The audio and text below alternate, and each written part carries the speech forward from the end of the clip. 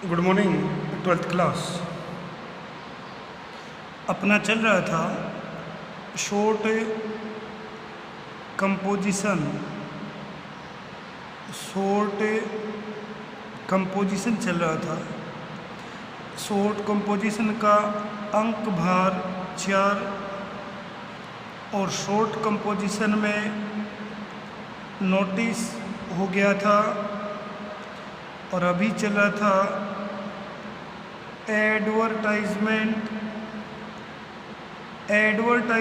में अपनी चर्चा हुई थी कि एडवर्टाइजमेंट कई प्रकार के होते हैं, जिसमें matrimonial, accommodation, situation vacant, cell purchase, lost found, missing person की कुछ ऐसी बातें हमने की थी।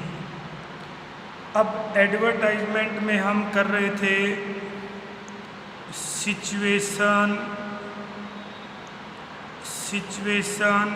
वैकेंट, और सिचुएशन वैकेंट का मतलब था कि कोई कॉलेज,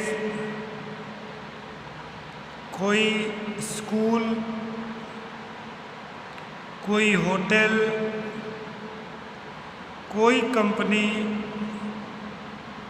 ETC के यहाँ नौकरी है, उनको कर्मचारियों की आवश्यकता है और वो अखबार में विज्ञापन देते हैं कि भाई हमें 5 लेक्चरर चाहिए केमिस्ट्री के, हमें होटल में इतने मैनेजर चाहिए, कंपनी में इतने क्लर्क चाहिए।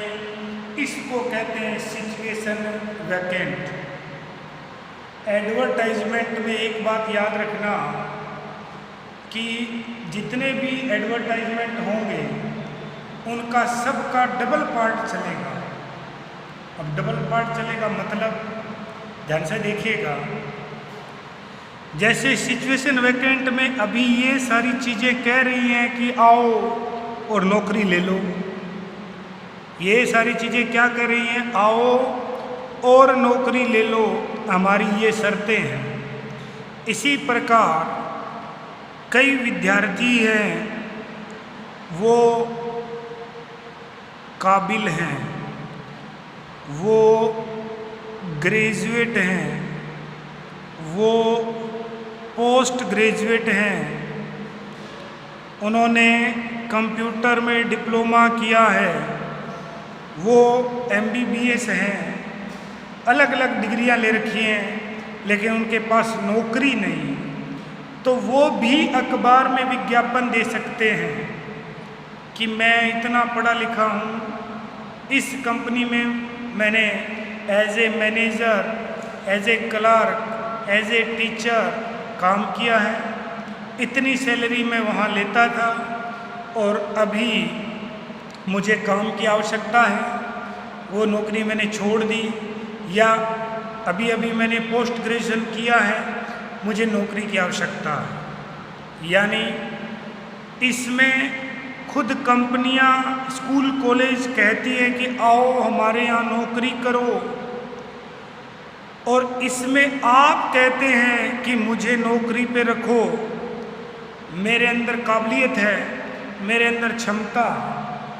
तो इस प्रकार का विज्ञापन जो है, इसका बिल्कुल उल्टा विज्ञापन है और इसको कहते हैं सिचुएशन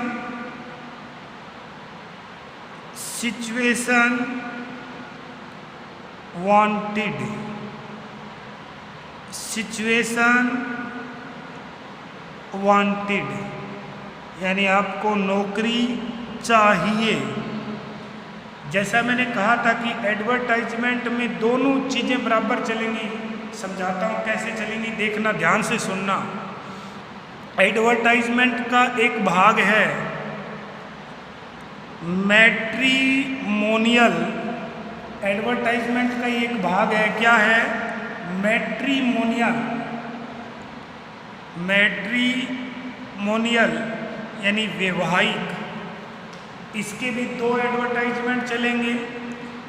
एक ब्राइड यानी दुल्हन चाहिए और एक ग्रूम यानी दुल्हा चाहिए। एक और एडवर्टाइजमेंट का टाइप है, ध्यान से देखिएगा, अकोमोडेशन यानी रहने की जगह। इसके भी दो टाइप्स हैं, एक आप किराए पे दे रहे हैं टू लेट, और आपको किराए पे चाहिए फॉर रेंट। इसी प्रकार अकोमोडेशन एडवर्टाइजमेंट का एक और पार्ट है, और वो है आपका लोस्ट, तो उसके बराबर में चलता है फाउंड। यानी एडवर्टाइजमेंट में लगभग एक दूसरे के विपरीत चलते हैं। एक और है आपका, आप कोई चीज़ सेल करना चाहते हैं तो उसके बराबर में चलता है परचेज, आप खरीदना चाहते हैं, समझ गए आप। तो विज्ञापन डबल साइड चलता है, दोनों तरफ से प्रश्न बनते हैं। इस पे चर्चा कर ली थी, एक फॉर्मेट आपको बता दिया था, वो फिक्स है, उसमें कोई भी डाउट है तो आप मुझे बता देना। एक और चीज़, जैसा हम देख पा रहे हैं कि ऑनलाइन क्लासेज एक तरीके से मजबूरी सा बन गया है, ऑप्शन नहीं है कुछ भी। अब मुझे नहीं पता चल रहा कि सब विद्यार्थियों को समझ आया कि नहीं आया, तो कम से कम आप इतना तो कर दिया करें। मुझे पता है आप कितने ऑनलाइन रहते हैं और कितना सोशल मीडिया चलाते हैं कि नहीं चलाते हैं, आप इतना तो कम से कम कर दें। मैं आपसे पूछ रहा हूँ बार बार, अपने पास 2 ही सेक्शन है, बायोलॉजी और सी, और जिसमें थोड़े से बच्चे जुड़े हुए हैं, ऐसा है नहीं कि 200 बच्चे जुड़े हुए हैं, तो 60-70 बच्चे जुड़े हुए हैं। वो कम से कम 70 बच्चे जो हैं, 70-75 जो भी बच्चे हैं, वो कम से कम मुझे इतना तो बता दें कि सर जी नोटिस समझ आ गया, कोई दिक्कत नहीं, या एडवर्टाइजमेंट में सिचुएशन वैकेंट समझ आ गया, कोई दिक्कत नहीं। इतना तो एक मैसेज वो छोड़ ही सकते हैं व्हाट्सएप पर, तो मुझे भी ये लगेगा कि हाँ ठीक चल रहा है। वरना एक तरफा गाड़ी जा रही है, आउट गोइंग है, इनकमिंग कुछ नहीं। मैं तो कर रहा हूँ बस, सामने से कोई कॉल आ नहीं रही, कुछ पता नहीं चल रहा क्या हो रहा क्या नहीं हो रहा। तो आप इतना कर दें कम से कम, तो मुझे भी थोड़ी तसल्ली मिल जाए। अब मैं कह रहा हूँ रोज़ कि समझ आ गया होगा, कोई डाउट नहीं है, ये तो मुझे पता है कि जिसको डाउट है वो भी नहीं पूछेगा। अब कोई पूछेगा क्यों नहीं, भगवान जाने क्या समस्या है, वो कब पूछेगा, 2 साल बाद पूछेगा सही। तो आप इतना कर दें। अभी मैं सिचुएशन वैकेंट पे चर्चा कर रहा हूँ, आप सुनिए।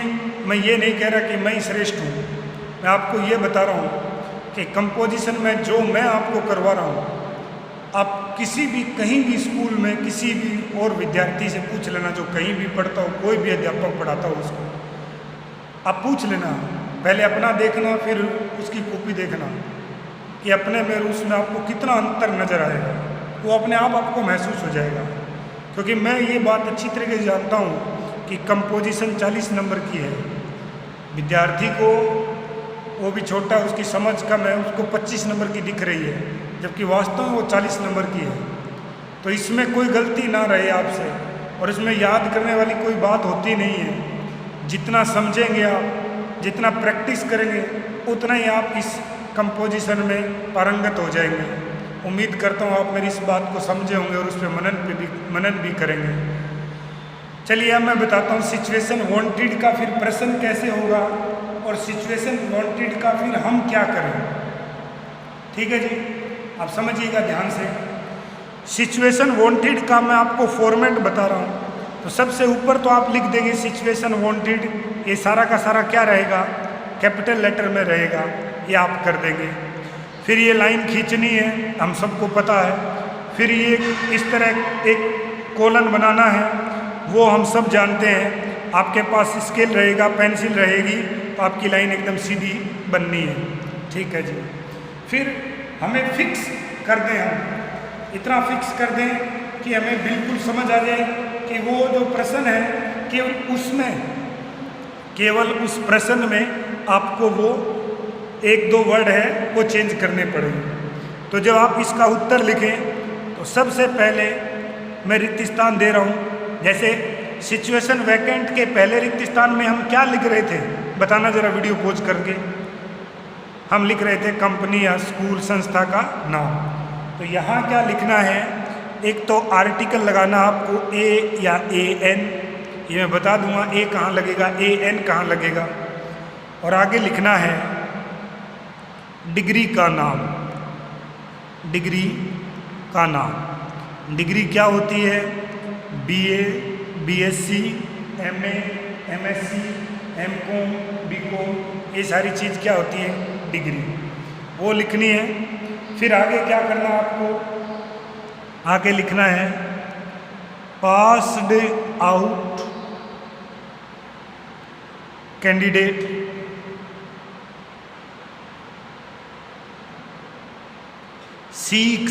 सीक्स का अर्थ होता है तलाशना, ए जॉब। कि मान लो वो व्यक्ति MSc है, मान लेते हैं एक बार, तो मैं या MCA है, तो मैंने लिख दिया कि an MCA passed out candidate 6 a job of, फिर आगे क्या लिखना है? कार्य का नाम। कार्य का नाम माने किस पद के लिए आप आवेदन कर रहे हैं। मान लो व्यक्ति MCA है, मास्टर ऑफ कंप्यूटर एप्लीकेशन है, तो मैं लिख सकता हूँ an MCA passed out candidate 6 a job of, लिख सकता हूँ सॉफ्टवेयर इंजीनियर। या मान लो विद्यार्थी B.Ed है, तो N B.Ed तो आएगा नहीं, A B.Ed आएगा। A B.Ed passed out candidate 6 a job of, आगे लिख सकता हूँ स्कूल लेक्चरर, कॉलेज लेक्चरर, जो भी है वो लिख सकता हूँ, वो लिख देंगे हम। आगे लिखा है इन ए वेल स्टेबलाइज्ड, इन ए वेल स्टेबलाइज्ड फर्म। फर्म का अर्थ होता है कंपनी, कि एक अच्छी कंपनी में नौकरी चाहिए एक MSc या MCA पास व्यक्ति को या MA पास व्यक्ति को।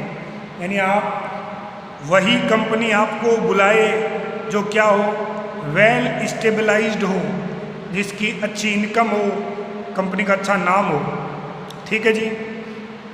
फिर आगे मैं लिख रहा हूँ एविंग, कि मेरे पास है 2 years ऑफ एक्सपीरियंस, कि मेरे पास 2 साल का अनुभव है in the same field, in the same field. अब आप यदि सॉफ्टवेयर इंजीनियर हैं तो आपको सॉफ्टवेयर इंजीनियरिंग का अनुभव है, आप लेक्चरर के लिए आवेदन कर रहे हैं तो आपको लेक्चररशिप का अनुभव है। ये आप समझ गए, फिक्स लाइन है, आपको लिखना है, लिख दिया। फिर आगे मैंने लिखा एक्सीलेंट इन स्पोकन इंग्लिश, कि अंग्रेजी बोलने में क्या है आप एक्सीलेंट है, श्रेष्ठ है, और आपके कम्युनिकेशन स्किल्स यानी आपकी बातचीत का तरीका बहुत ही एक्सीलेंट है, श्रेष्ठ है। यानी अंग्रेजी बोलने में और बातचीत में आप बहुत अच्छे हैं, बहुत शालीनता से आप बातचीत करते हैं। फिर आप आगे कह रहे हैं salary as per, salary as per company या गवर्नमेंट नॉर्म्स, कि तनख्वाह आप लेंगे जो सरकार के नियम हैं। सरकार ने एक नियमावली बना रखी है कि फर्स्ट ग्रेड के कर्मचारी को इतने, सेकंड ग्रेड के कर्मचारी को इतना, वही आप सैलरी लेंगे। और क्या लिखा है, आप बोल रहे हैं हॉबीज, ये बताना पड़ता है। अब आप कहेंगे कि हॉबीज़ का भी महत्व रहता है, बिल्कुल रहता है। बड़ी कंपनियां हॉबीज भी पूछती हैं कि आपके, उससे पता चल जाता है आपके व्यक्तित्व का। इंटरव्यू में पूछते हैं कि आपकी हॉबीज क्या है। अब कोई कह रहा है सर जी मेरी हॉबीज तो पबजी खेलना है, बहुत श्रेष्ठ खेलता हूँ पबजी, तो उसको कंपनी फटाक से ले लेगी या बाहर कर देगी, वो आप समझ जाएंगे। आगे देखिए, हॉबीज क्या है? Taking new challenges. अभी आप की हॉबीज मैंने बनाई है कि आपकी आदत है नई नई चुनौतियों को लेना। अब चुनौतियों से मतलब झगड़ा करना नहीं है, चुनौतियाँ अलग चीज़, आप समझ गए होंगे। एंड एक्सपेरिमेंटिंग, और आप प्रयोग करते रहते हैं इन द सेम फील्ड, यानी चुनौतियाँ उसी फील्ड की जिसमें आप काम कर रहे हैं, और उस फील्ड में आप नए नए प्रयोग भी करते हैं कि अपने कार्य को और अच्छा कैसे बनाया जा सकता है। जिस कंपनी में काम करते हैं उसकी उत्पादन क्षमता को और कैसे बढ़ाया जा सकता है। जिस कंपनी में आप काम कर रहे हैं उसकी मार्केट वैल्यू को और अच्छा कैसे किया जा सकता है, ये उसमें आते हैं। फिर आप नीचे दे रहे हैं कॉन्टैक्ट, वो कंपनी जो भी आपकी बातों में आ जाएगी, मतलब आप कह सकते हैं आपकी बातों को मानेगी, आप में कुछ दिखेगा तो वो आपसे फिर संपर्क भी करेंगे। और मैंने लिख दिया 123/45 बाबुल नगर, अजमेर, ये मैंने लिखा। फ़ोन नंबर भी डाल दिए 94134 जो भी हैं वो डाल दिए, और ईमेल भी डाल दिया। ईमेल में अभी आप अपना कोई भी ईमेल डाल सकते हैं, जैसे मान लो मैंने डाल दिया pankaj46@gmail.com, ये मैंने डाला और फिर मैंने इसको कर दिया बंद। डबल करना है, सारी लाइनों को डबल कर दिया। अब मैं क्या चाहता हूँ आप ध्यान से देखना। मैं कह रहा हूँ कि ये सिचुएशन वैकेंट का उल्टा है, बिल्कुल उल्टा है। ये वो पढ़ लिया तो ये भी आप आराम से कर सकते हैं। इसमें भी बस आपको क्या बदलना है और क्या क्या अंडरलाइन करना है, ये सिंगल अंडरलाइन करना है जी आपको, ये सिंगल अंडरलाइन करना है जी आपको, ठीक है जी। और क्या अंडरलाइन करना है आपको? एक आपको सिंगल अंडरलाइन करना है आपका ईमेल एड्रेस, ये सिंगल अंडरलाइन ही करना है आपको। ये 3 चीज़ें आपको सिंगल अंडरलाइन करनी है। सिचुएशन वैकेंट को आप डबल अंडरलाइन कर देंगे, कोई दिक्कत नहीं। कितने शब्द आपको नए जोड़ने हैं? 1 2 3, बाकी यही भाषा आपको लिखनी है। तो ये आपका सिचुएशन वांटेड का एग्जाम्पल का फॉर्मेट है जी। और उसका भी मैंने फॉर्मेट बताया था। ये फॉर्मेट तो आपको याद करना ही पड़ेगा हर हाल में, और अपना प्रश्न कोई भी आ जाए फिर आप उसको सोल्व कर पाएंगे। अगले वीडियो में मैं एक प्रश्न से ये बात आपको सोल्व करा दूंगा, बहुत सरल है। एक चीज़ और बता दूंगा आपको कि जब भी सिचुएशन वैकेंट पे प्रश्न आता है एडवर्टाइजमेंट में, तो 99% इस पे आता है जी सिचुएशन वैकेंट पे, और 1% पे आता है सिचुएशन वांटेड का। तो हम छोड़ नहीं सकते। हो सकता है 10 परीक्षाओं में 9 बार यही पूछा गया हो, लेकिन एक परीक्षा में ये भी पूछा जा सकता है कि आपने MCA कर रखा है, ऐसा कह सकता है को कि यू हैव डन MCA, और आप एक अच्छे सॉफ्टवेयर इंजीनियर हैं और आप विज्ञापन दो, आपको नौकरी चाहिए, तो हमें करना पड़ेगा। ये भी हम जानते हैं कि हम छोड़ कुछ नहीं सकते, पता नहीं वहाँ से प्रश्न बन जाए। ऐसा भगवान कोई नहीं है जो पहले से ये कह दे कि मैं गारंटी लेता हूँ 100% 200% यही आएगा, ऐसा कोई नहीं है। वो झूठी बातें हैं, उसका कोई अर्थ नहीं निकलता। परीक्षा होने के बाद बहुत दुख रहता है कि ये काश ये भी 1% और पढ़ लेते। तो आई होप आपको समझ आया होगा। धन्यवाद।